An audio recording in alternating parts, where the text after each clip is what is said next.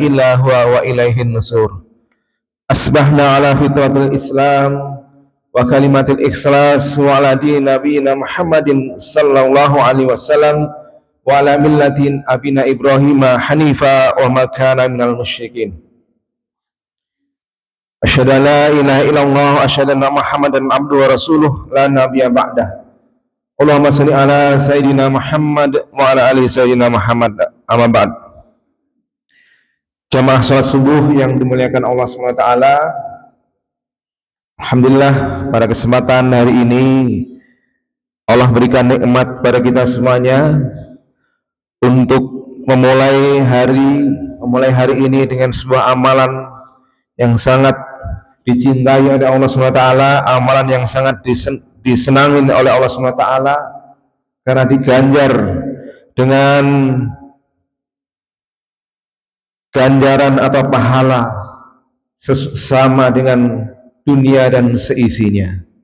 Ini adalah merupakan nikmat yang besar dari Allah SWT karena Allah bangunkan kita, Allah gerakkan kita untuk bisa hadir memenuhi panggilan azan, melaksanakan sholat.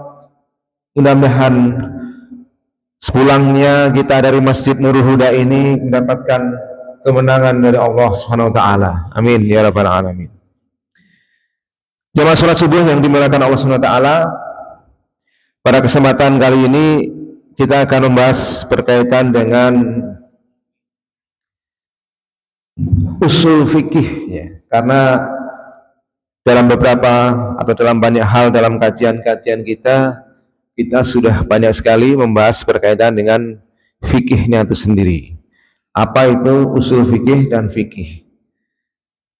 Kalau fikih ya sebenarnya pemahaman aslinya, fikih itu pemahaman, tapi lebih spesifik memberikan arti sebuah hukum ya, atau tata cara kita di dalam melaksanakan ibadah.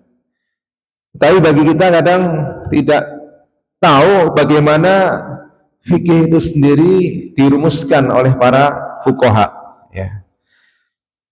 Ada seringkali kita juga mendengar ya, barangkali jargon kembali kepada Al-Quran dan Sunnah. Ya. Sementara kita orang awam tidak tahu bahasa Arab bagaimana memahami Al-Quran, tidak tahu bahasa Arab bagaimana kita memahami Sunnah. Taunya kita memahami melalui terjemah-terjemah.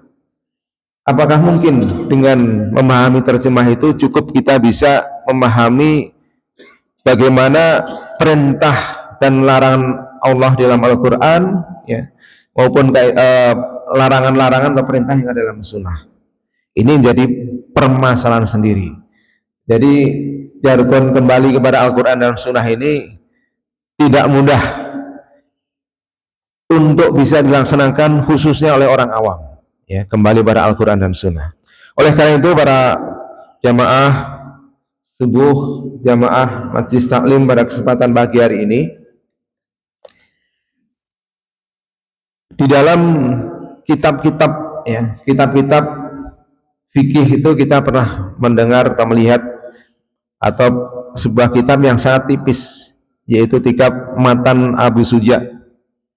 Isinya itu adalah fikih aturan-aturan mana yang rukun sholat apa saja, syarat-syarat sholat apa saja yang membatalkan sholat. Nah, di situ tidak disebutkan berkaitan dengan dalil-dalil.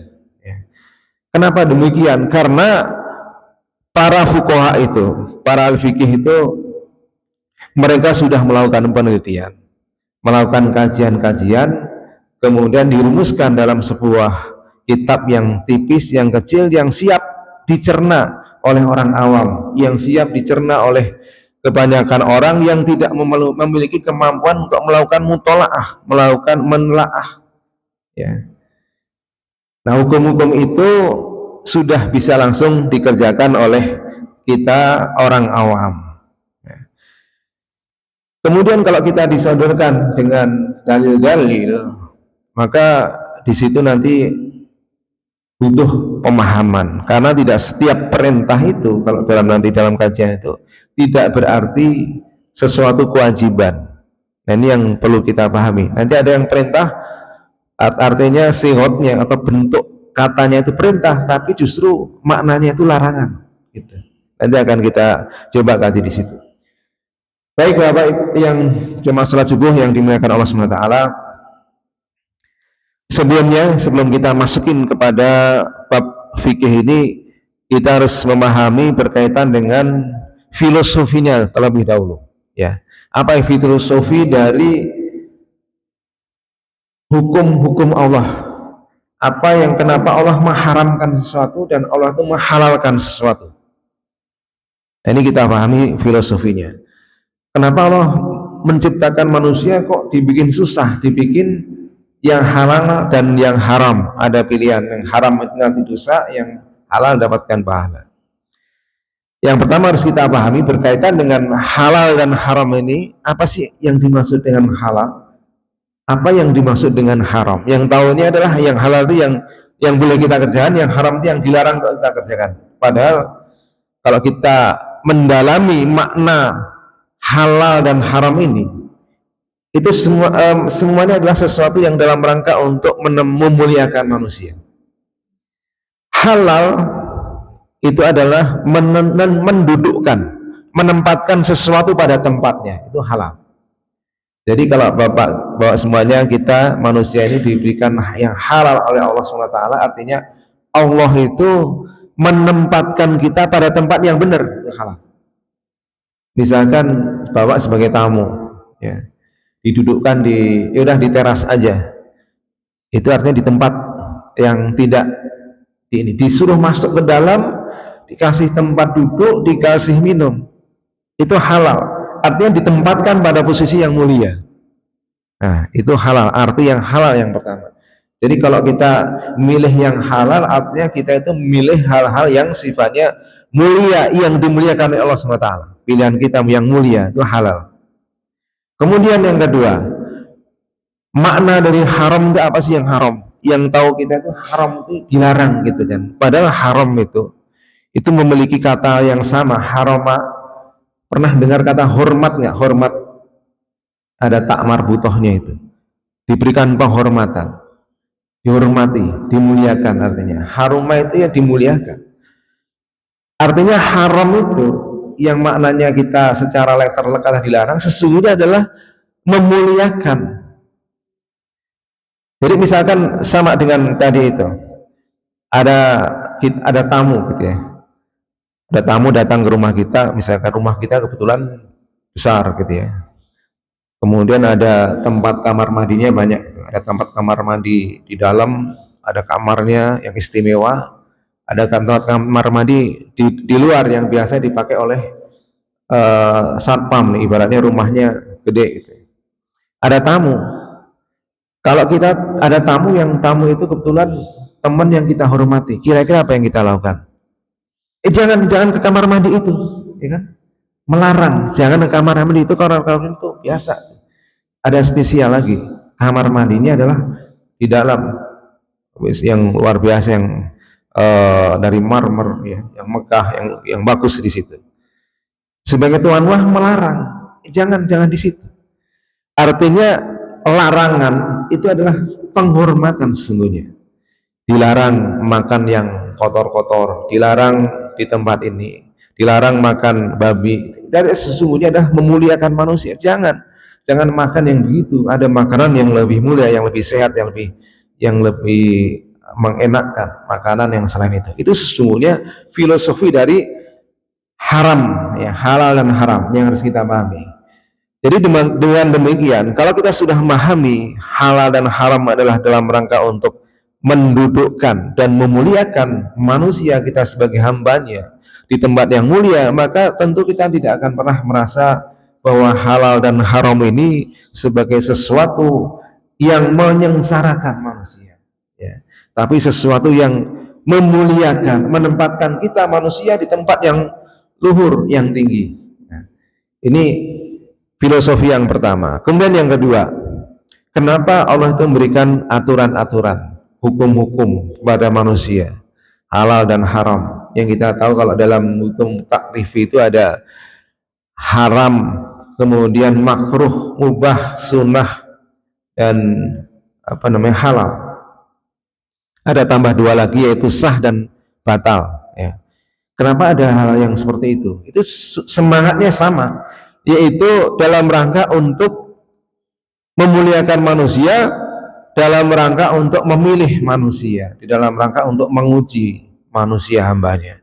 Jadi ketetapan yang Allah berikan kepada manusia itu, selain dalam rangka untuk memberikan jalan penghormatan kepada manusia supaya kehidupannya dalam kehidupan yang baik, ya, yang nyaman. Yang kedua, dalam rangka untuk memilih, menguji makhluknya ini yang mana yang pantas diberikan balasan yang baik di tempat terbaik surganya, dan mana dari dari makhluknya ini yang pantas untuk diberikan tempat sebagai tempat yang menyengsarakan kehidupan yang selamanya, yaitu di nerakanya Allah SWT. Jadi semangatnya begitu, kita harus pahami seperti itu. Jangan sampai di dalam diri kita berkaitan dengan halal dan haram ini menjadikan kehidupan kita itu terasa sempit. Karena banyak di pemahaman di luar sana adalah Islam itu agama yang terlalu banyak aturan, ya. Nggak boleh ini, nggak boleh itu, harus begini, harus begitu. Nah, munculnya pemahaman itu karena disebabkan tidak paham bahwa sesungguhnya aturan-aturan tadi selain memiliki fungsi untuk memisahkan manusia mana yang pantas untuk dimuliakan, dan yang kedua yaitu dalam rangka untuk menguji manusia, ya, mana yang terbaik, mana yang pantas untuk berikan ganjaran dan mana yang tidak. Ini kesadaran atas inilah yang menjadikan kita paham bahwa dengan memahami fikih ini, ya, aturan-aturan ini bukan sesuatu yang untuk menyempitkan urusan kehidupan kita, tapi justru dalam rangka untuk menjadikan kehidupan kita itu mulia. Baik, jemaah salat subuh yang dimuliakan Allah SWT, di dalam kembali kepada pemahaman fikih tadi, yaitu biasanya dimulai dengan pemahaman hukum taklifi, ya, dan hukum wad'i. Jadi ada berkaitan dengan tadi yang sudah kita kenal, tadi ada haram, kemudian makruh, mubah, sunnah, dan halal, ya, dan wajib, ya, dan wajib. Jadi di sini kita akan masuk kepada pemahaman yang berkaitan dengan perintah dan larangan, amr dan nahi. Jadi sudah ada sebenarnya oleh para fuqaha itu disusun kitab-kitab berkaitan dengan usul fikih. Tapi kitab usul fikih ini itu sebenarnya bukan konsumsi untuk orang awam, ya. Untuk orang awam itu konsumsi adalah kitab fikih, kitab yang langsung bisa diamalkan. Tetapi kita perlu juga, ya, memahami bagaimana para fuqaha itu, para ulama itu menetapkan sebuah hukum. Cara berpikirnya seperti apa sih mereka itu, ya, ketika ada ayat ini atau ayat itu, gitu, untuk dipahami. Nah, maka ada beberapa kaidah di dalam fikih.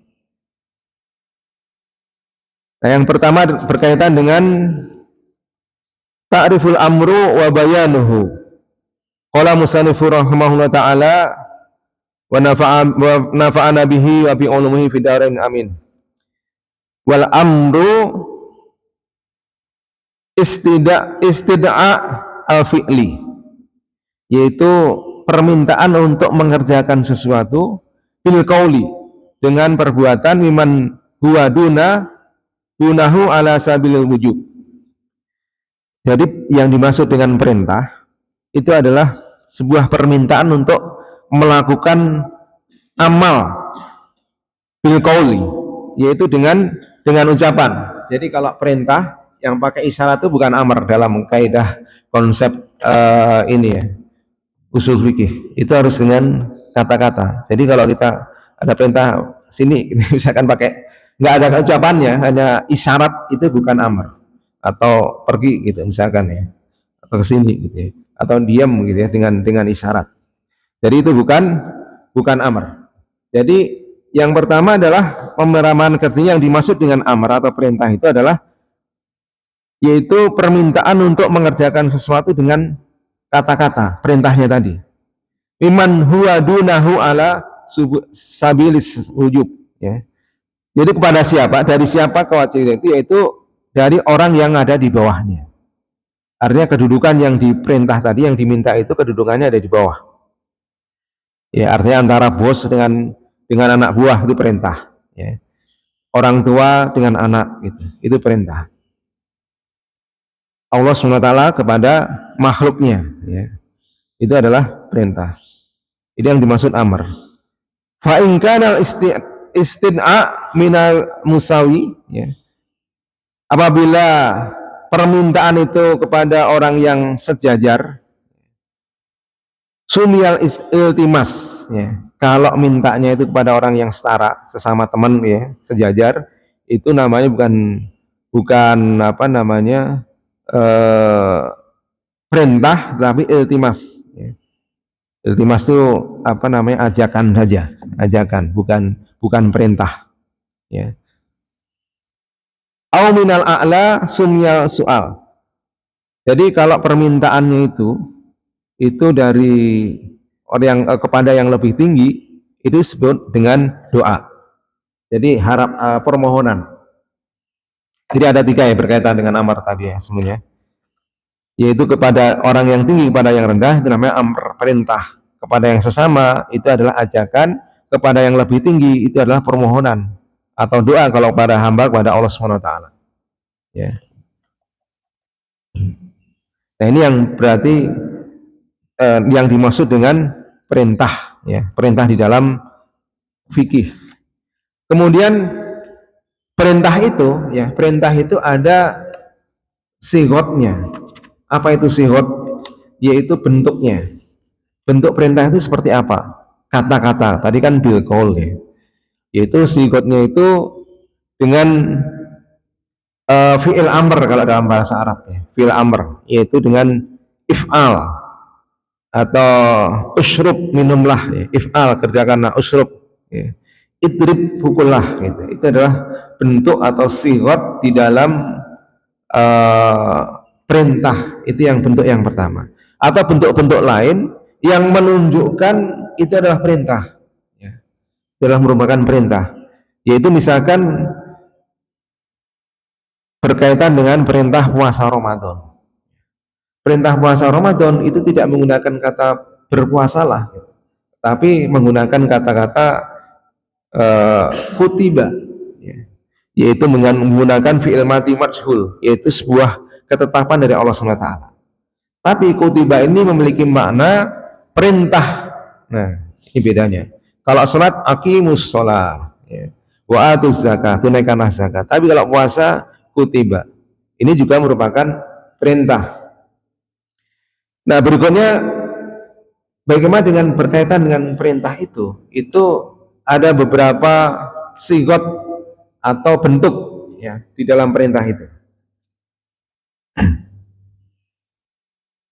Jadi sigotnya itu aslinya, ya, if'il, ya, yaitu perintah untuk menjalankan sesuatu itu, ya, atau dalam bentuk yang lain. Nah, Imam As-Subki itu menyebutkan ada lisitati wa isrini makna. Jadi ada 26 makna, ya, yang dalam bentuk yang lain dalam perintah itu.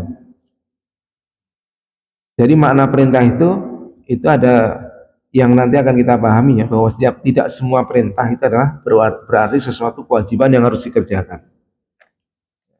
Tapi asli dari perintah itu adalah kewajiban.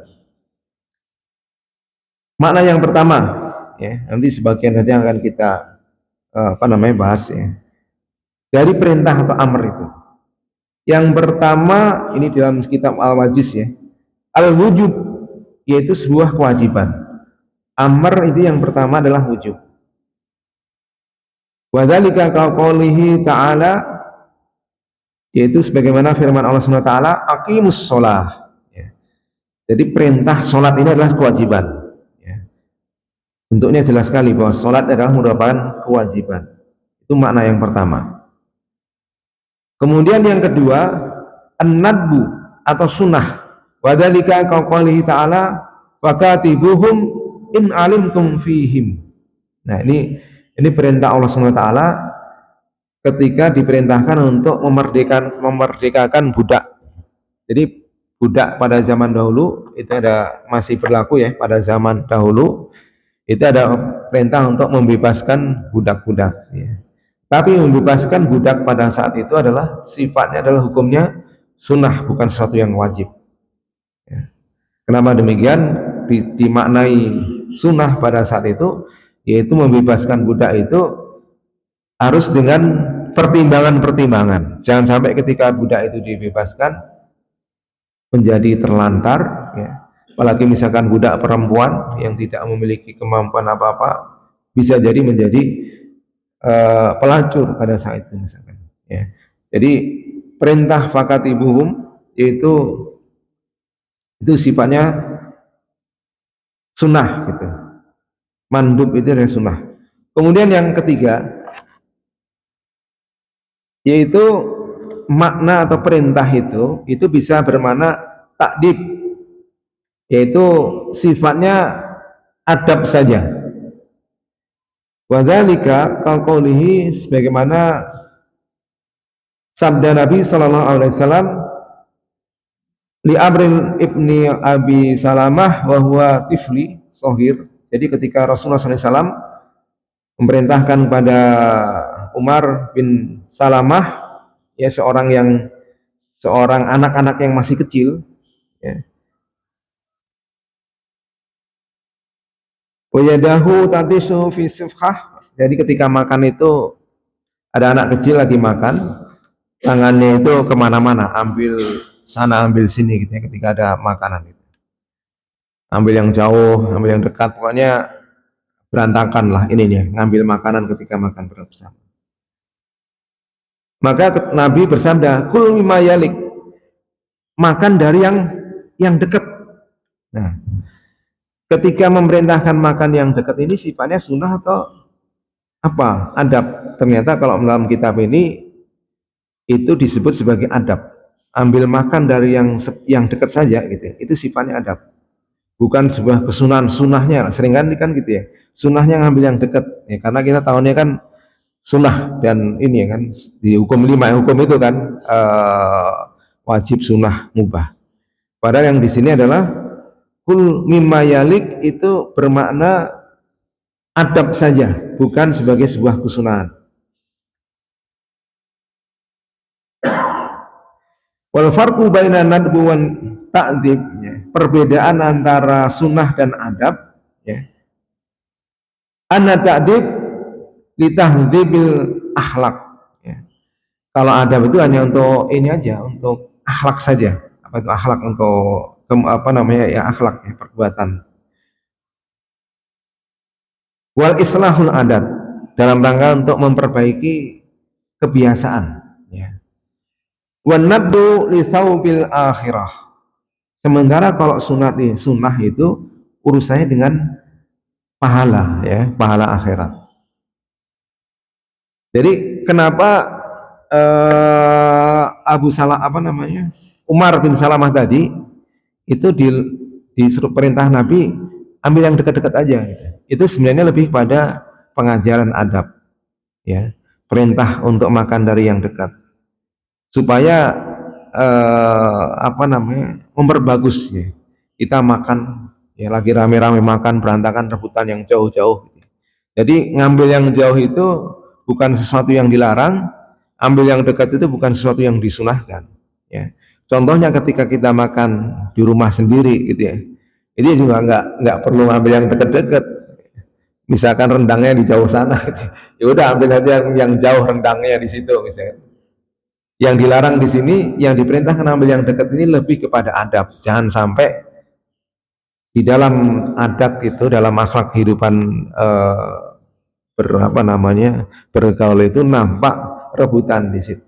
Tapi bukan berarti dilarang, apalagi dilarang, bukan disunahkan ambil ini. Cuma kita mendengarnya istilah disunahkan, tapi itu adalah lebih kepada adab di dalam makan. Ya, adab dalam makan ambil yang dekat, bukan sunnahnya yang ambil yang dekat. Ini tinjauan secara fikih ya, karena kalau fikih itu hukumnya tadi hanya 5 gitu ya, sunnah ya tadi atau mubah gitu. Jadi ini sifatnya mubah. Kemudian yang kedua, makna dari perintah yang keempat, yaitu al-irsyad. Wadzalika qaulihi ta'ala idza yang tumbidainin ila ajalin musamma faktubu, yaitu apabila kalian itu melakukan akad itu ya, hutang piutang sampai pada masa yang ditentukan faktubu, maka tulis gitu. Wa istashhadu syahidain ya. Jadi berkaitan dengan hutang piutang ini, apakah ini wajib kalau hutang piutang itu ditulis dan ada saksinya gitu. Jadi ini lebih kepada irsyad, lebih kepada bimbingan, petunjuk supaya di dalam apa namanya, transaksi hutang piutang ini kalau ada masalah di kemudian hari itu mudah untuk diselesaikan. Jadi perintah di sini bukan sebagai sebuah kewajiban, ya. Perintah bukan kewajiban, karena kalau kita nanti dalam kita kaji berkaitan dengan hutang piutang itu ada tingkatan-tingkatannya. Pertama, ya, kalau berhutang itu yang pertama kita itu percaya, bantu sifatnya. Kemudian yang kedua, kalau enggak itu maka yang terakhir itu kalau menulis, ada saksinya ditulis. Kemudian kalau enggak percaya juga maka menggunakan ini jaminan. Jadi itu lebih kepada tingkatan di dalam tata cara bermuamalah di dalam hutang. Ya. Jadi perintah di situ bukan sebagai sebuah kewajiban. Jadi kalau hutang piutang nggak ditulis itu menjadi nggak sah hutang piutangnya. Lebih kepada tata cara di dalam hutang piutang, bimbingan supaya ketika ada masalah itu akan lebih mudah untuk diselesaikan.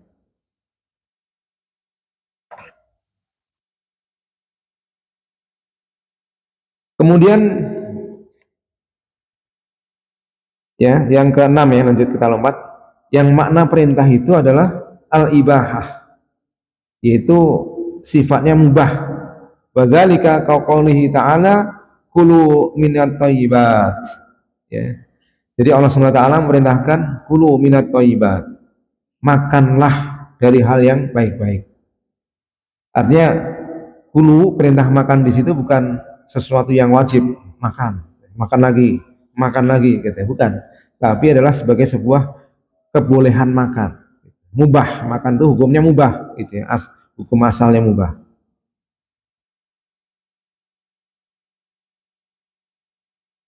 Kemudian makna yang ke-8 al-ikram, wadzalika qaqali ta'ala di ahlil jannah, yaitu ketika Allah SWT berfirman kepada ahli surga, udkhuluha bisalamin aminin, ya. Masuklah ke dalam sekalian ke dalam surga ya, yang dengan selamat ya.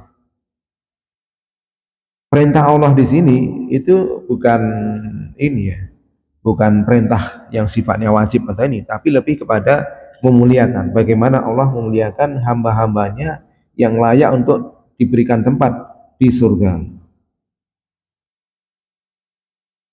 Kemudian yang makna yang ke berikutnya adalah imtinan, wadzalika qauli ta'ala kulu mimma razaqakumullah. Sama tadi, kulu minat thayyibat ya. Kalau ini kulu mimma razaqakumullah. Jadi makanlah dari apa yang telah Allah berikan rizki, yaitu supaya manusia itu merasa bersyukur menepati nikmat. Berikutnya yang ke-10 adalah makna dari perintah adalah al-tahdid, yaitu maknanya adalah sebenarnya bukan ini ya, bukan perintah, tapi lebih dalam bahasa Jawa itu ngelulu, atau bahasanya itu apa ya, sebenarnya bukan ngelulu tapi ini marah sebenarnya. Wadzalika kaqaulihi ta'ala fi khitabil kafir tahdidan lahum, yaitu ketika Allah SWT berkata pada orang-orang kafir, yaitu memberikan sebenarnya lebih kepada kemarahan atau bentakan Allah Subhanahu wa taala kepada orang kafir, yaitu i'lamu ma syi'tum. Ya. Perintah Allah ini yang sifatnya adalah lebih kepada ini ya.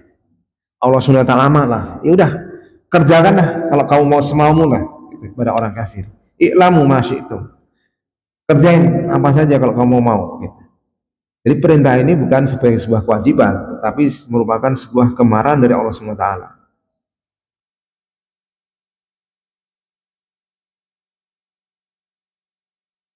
Kemudian yang berikutnya, perintah yang bermakna al-inzar, yang bermakna peringatan. Wa dzalika qaqali ta'ala qul tamata'u fa inna masirakum ilan nar. Ya. Jadi Allah Subhanahu wa taala merintahkan, udah kamu senang-senang aja gitu. Tapi tempatmu nanti neraka gitu. Ini bukan perintah ya, bukan perintah tapi lebih kepada peringatan. Jangan berbuat seperti itu, peringatan dari Allah Subhanahu wa taala.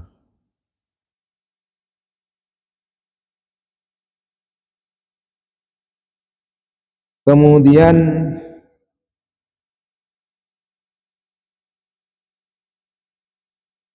yang berikutnya ya, langsung kita loncat.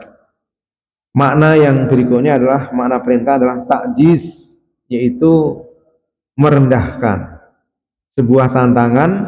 Wadzalika qaulihi ta'ala fa'tu bi suratim mim mithlih. Maka ini tantangan Allah Subhanahu wa taala kepada orang-orang yang tidak percaya dengan ayat-ayat Al-Qur'an, maka ditantang oleh Allah Subhanahu wa taala fa'tu bi suratim mim mithlih. Maka datangkanlah sebuah surat yang semisal dengannya. Jadi bukan berarti ini perintah, ya, bukan diperintahkan. Ini dan kita coba-coba bikin Al-Quran, bikin surat, kira-kira bisa nggak? Tapi di sini adalah bersifat merendahkan, bahwa kamu nggak mampu gitu, nggak mampu, nggak mampu untuk membuat surat tandingan-tandingan. Nah inilah beberapa apa namanya makna dari perintah ya, dari perintah. Nah, kemudian berkaitan dengan perintah ini, amar ini, yang pertama adalah ada hal yang harus kita pahami. Yang pertama adalah apakah perintah itu al-faur wa tikrar, perintah itu segera dilaksanakan, kemudian wa tikrar dilaksanakan berulang-ulang. Nah, jadi ada perintah, kalau Allah merintahkan itu langsung dikerjakan atau entar-entar saja, atau dikerjakannya itu berulang-ulang. Nah ini pendapat yang pertama atau asal dari perintah itu al-amru mutlak la yufidul tikrar wala marrah. Jadi perintah itu sifatnya mutlak sekali saja, tidak perlu diulang-ulang ya. Ini asalnya seperti itu.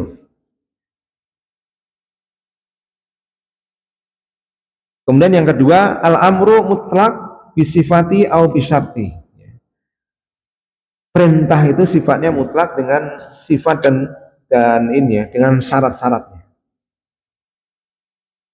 Jadi kalau perintah ya, perintah untuk sholat ya, perintah untuk sholat itu sifatnya adalah aslinya kalau perintahnya itu ya sekali. Tapi kenapa kita sholat itu tiap hari? Nah itu karena ada keterangan tambahannya ya. Ada keterangan tambahannya di dalam Al-Quran itu sendiri maupun di dalam hadis, yaitu kita diperintahkan untuk sholat di setiap pagi, setiap subuh, siang, dan malam.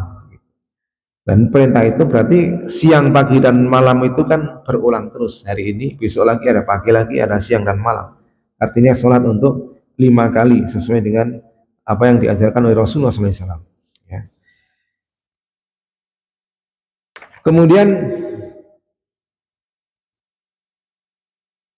Kemudian berkaitan dengan perintah itu, apakah sifatnya al-faur, ya, al-fauri, itu sesuatu yang harus segera dilaksanakan, atau at-tarahi, perintah itu pengerjaannya nanti saja. Ini paling paling mudah untuk kita pahami adalah perintah dengan haji. Perintah haji pada Rasulullah SAW itu pada tahun kelima Hijriah, tapi Nabi melaksanakan baru tahun ke-11 Hijriah. Jadi ketika turun perintah untuk haji, Nabi tidak langsung mengerjakan. Itu makna tarohi. Nah, sama dengan sholat. Sholat subuh itu waktunya antara munculnya bulat matahari di sebelah ufuk timur, ya, munculnya fajar sampai dengan terbit. Nah, itu waktunya. Jadi perintah itu ya bisa dilaksanakan. Ini belum ini ya, saat ini masih bisa ini subuh gitu. Belum syuruk, belum terbit matahari. Nah, kapan mengerjakan perintah seperti itu? Nah, itu adalah tarohi. Al-faur itu segera, ya, segera perintah laksanakan. Nah, berkaitan dengan hal ini, maka perintah yang dilaksanakan itu ada perintah yang waktunya sudah ditentukannya segera, ada waktunya, ada yang panjang, maka litarohi. Nah, berkaitan dengan ini, yaitu misalkan kita memahami sholat puasa kodok. Kodok puasa itu waktunya kapan? Kodok puasa, kalau orang yang ada kodok puasa ya setelah bulan Ramadan usai sampai dengan sebelum Ramadan berikutnya, itu namanya litarohi. Tapi kalau orang segera mengerjakan itu bukan kepada fikih, tapi lebih kepada keutamaan. Dia menyegerakan, ya, menyegerakan itu. Makanya kalau jadi perdebatan, kalau misalkan seorang perempuan yang punya hutang puasa di bulan Syawal, itu segera yang dilakukan adalah nyahur hutangnya atau puasa Syawalnya dulu, kira-kira seperti itu.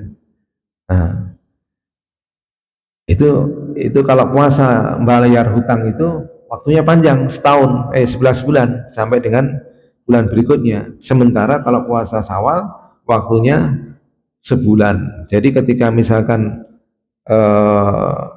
tinggal 6 hari, ini sudah tanggal 23 gitu ya, waktunya tinggal 6 hari untuk bisa melaksanakan puasa Syawal. Sementara dia masih punya hutang, maka apa yang harus dilakukan? Nah, maka dia boleh untuk mengambil keutamaan pahala sunnahnya lebih dahulu, yaitu sunnah puasa Syawal, baru dia mengerjakan kodoknya setelah Syawalnya selesai. Kenapa demikian? Karena waktu kodoknya itu lama, sementara waktu sholat sunnahnya itu terbatas, ya. Nah, ini pemahaman-pemahaman seperti ini, ya, ini tidak bisa dibenturkan antara wajib dan sunnah. Harus wajib dulu, ya, baru sunnahnya. Memang benar seperti itu, tapi wajib itu ada waktunya, sunnah ada waktunya. Jadi kalau mengambil seperti itu, maka dia bisa, ya, dibolehkan untuk puasa Syawal lebih dahulu, baru puasa kodoknya masih ada waktu. Karena kewajiban kodok ketika waktunya ada. Nah, pertanyaannya, kalau orang meninggal masih ada puasa kodok, ya seperti apa?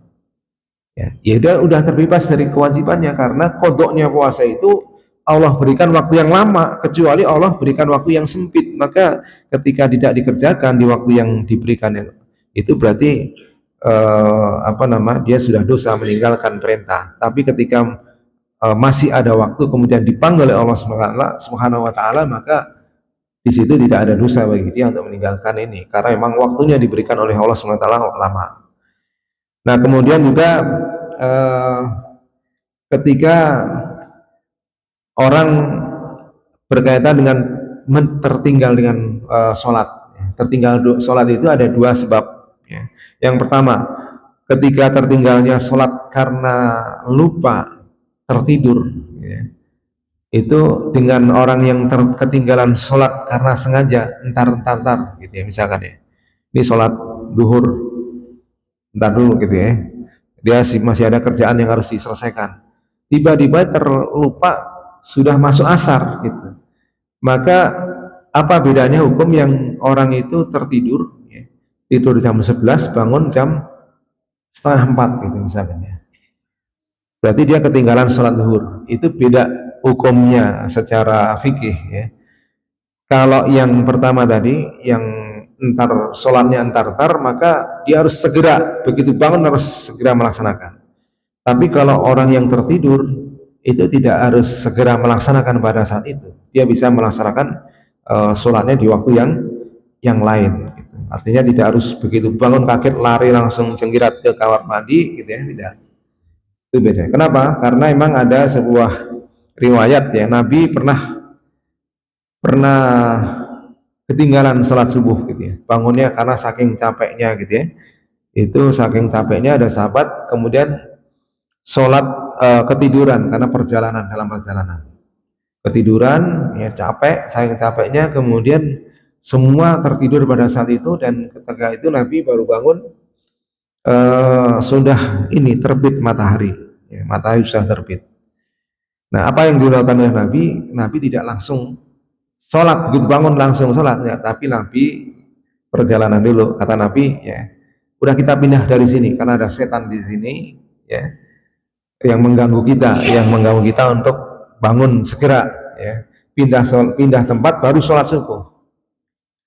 Walaupun di sini ada pemahaman yang berbeda, ini pindahnya karena menganggap ada setan yang mengganggu, atau ada yang mengambil pelajaran dari sini bahwa kalau tertinggalnya karena dengan sesuatu yang tidak sengaja, maka pengerjaan sesuatu yang tidak sengaja itu bisa ditunda dalam waktu yang lama, tidak segera. Baik, demikian karena sudah jam 6 ya, ini berkaitan dengan fikih, usul fikih ya, mudah-mudahan eh, dengan pemahaman yang sedikit ini kita bisa paham bagaimana para fuqaha itu menetapkan sebuah hukum. Jadi tidak serta-merta sebuah hukum itu bisa kita terapkan, kita ambil hadisnya, kita pahami sendiri, oh ini jadi wajib. Nggak bisa seperti itu, kecuali orang itu memiliki kecukupan pemahaman, syarat-syarat untuk bisa berfatwa khususnya untuk dirinya sendiri. Ya. Dia bisa menetapkan untuk dirinya sendiri, ya boleh. Tapi kalau berfatwa dengan dalil, walaupun dengan hadis, ya, berfatwa untuk orang lain, ini dalilnya begini, hadisnya begini, itu tidak mencukupi persyaratan seorang itu hanya dengan memiliki hadis, memiliki dalil, ya, itu berfatwa kepada orang lain bahwa ini adalah haram, ini adalah wajib, kecuali orang itu memiliki kapasitas, ya, kapasitas pemahaman pada sebuah fikih. Nah, maka yang dibolehkan seorang itu, oh ini menurut pendapatnya ulama ini, karena dengan begitu artinya ulama yang ulama fakih ya, bukan ulama, karena ulama itu kan banyak ya, banyak funnya, banyak cabang ilmunya. Oh dia doktor, ternyata doktornya adalah doktor bidang apa, misalnya bidang ekonomi syariah gitu ya, atau doktornya bidang akidah gitu ya, perbandingan agama gitu ya.